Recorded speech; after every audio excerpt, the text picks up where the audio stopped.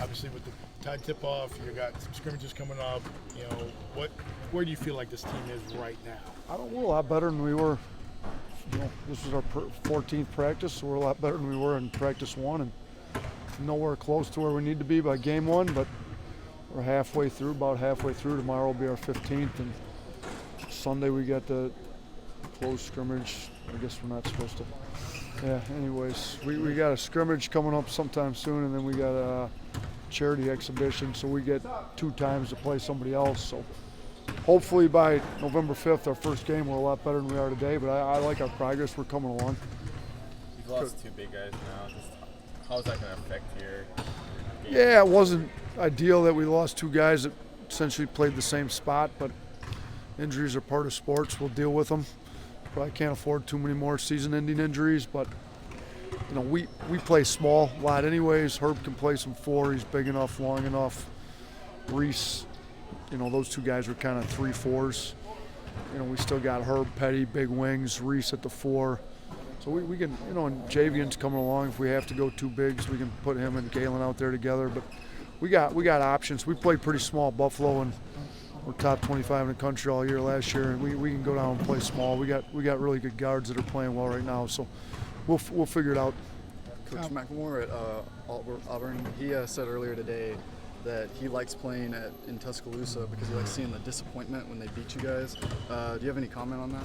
Shoot, I wasn't here. I didn't see any disappointment yet, so we'll see if he sees any disappointment here this year. What I don't even know how many times has McLemore played here? I think he's a senior this year. So is he 3-0 in here, or what is he? I'm not sure what his record is. Yeah, I don't know what it is either. I have no idea, so I haven't been here. I haven't coached a game here yet. Just to go back to kind of the offense, how much do you anticipate consistent outside shooting being the predicator of this offense functioning at a high level? I mean, it certainly makes it flow a lot better, just because with the spacing on it, and teams can pack it in really tight on you, eliminate the drive and kick game if you're not making threes. But we've got Reese is shooting the ball well, Beatles shooting the ball well, Petty's shooting the ball well, Kyra's shooting it well. If we can get Quinterly cleared, he's shooting it well, Shaq's shooting it well. The majority of our guys can really shoot. Herb's playing great coming downhill, and his shot's progressing. Even Javian's been shooting it pretty well in practice at times, so we'll be all right. I mean, we had some non-shooters that had to play on the perimeter at Buffalo. You figure it out and do different stuff with them inside the offense. But yeah, I mean, it certainly helps to be able to shoot the ball, to space the floor the way we want to space the floor. How much of an impact does Coach Henry and his G League experience have on this team? Yeah, I mean, I think it's huge.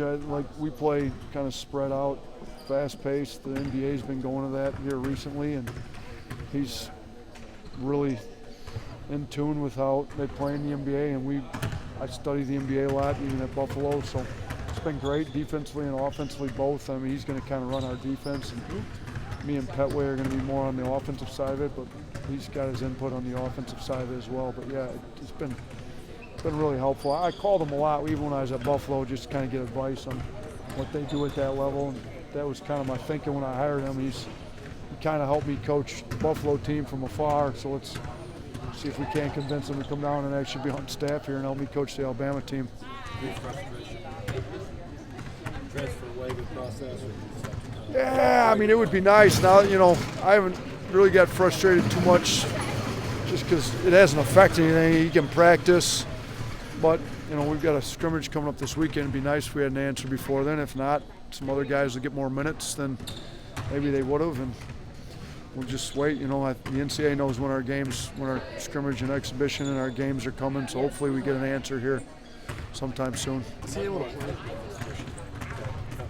The exhibition game with Tech, so I saw Josh recruiting this summer, and I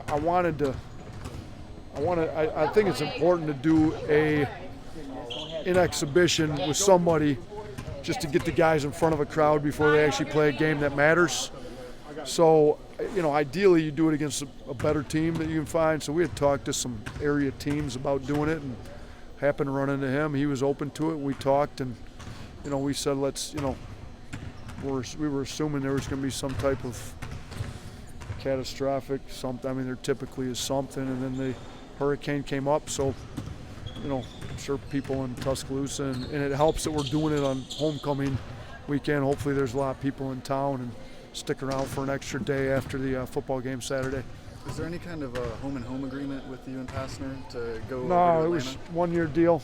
He's coming here this year, and we'll readdress anything next year. So no, he actually wanted to play a road game before they got into games, which some coaches want to do that to get their guys used to how they'll function on the road. So he's coming here on a road trip. So no, it's not a home and home thing. You prided yourself on blue collar guys. Just how much does Beetle kind of speak to that? Yeah, Beetle's great. I mean, he played so hard at West Virginia. He steps in, takes charges. I mean, he's not even fully cleared yet, and you can see him in the live drills that he's able to participate in. He's taking charges and scrappy and getting on the floor for loose balls, gets his hand on a lot of balls. So he's going to be big with the way we want to play, and he shoots the ball so well, space the floor. Since this is the first time we've talked to him, he mentioned, obviously the professional aspect. He wanted to play at the next level. He wanted to play in an offense that accentuated that.